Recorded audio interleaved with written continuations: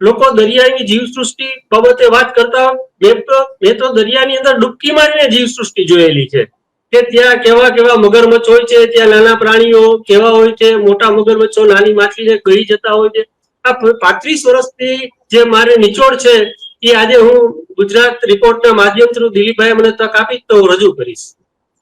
બરાબર છે પરેશભાઈ, તમે ઘણી જે ખાસ કરીને જામનગરના લોકોની તમે ઘણી બધી બાબતો અવાજ ઉઠાવેલો છે અને સરકાર સુધી ઘણી બધી બાબતો પહોંચી પણ છે અને તમારી નોંધ પણ લેવાતી હોય છે. તમે જે એક સોશિયલ મીડિયા પર કેમ્પેઇન કરતા હો છો, તમારી પોસ્ટ મૂકતા હો છો અને ફેક્ટ્સ ને ફિગર સાથે અને તમારા ઓપિનિયન પણ એમાં મૂકતા હો છો. તો એક જામનગરના લોકો તમારા જે પ્રયાસોથી ઘણા બધા લાભિત પણ થયા છે.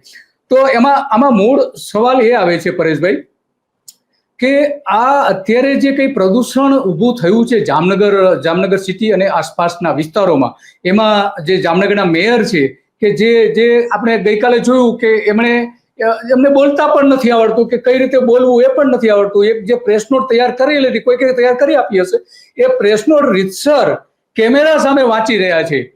પ્રેસ નોટ વાંચી રહ્યા છે, જેને કેમ બોલવું, શું બોલવું એ પણ નથી આવડતું. એવા આપણા મેયર છે, તો એ પ્રદૂષણ દૂર કઈ રીતે કરશે અને કઈ રીતે એને દૂર કરવાની એમની પાસે સૂઝબૂઝ છે, એ સૌથી મોટો સવાલ આવીને ઉભો રહે છે.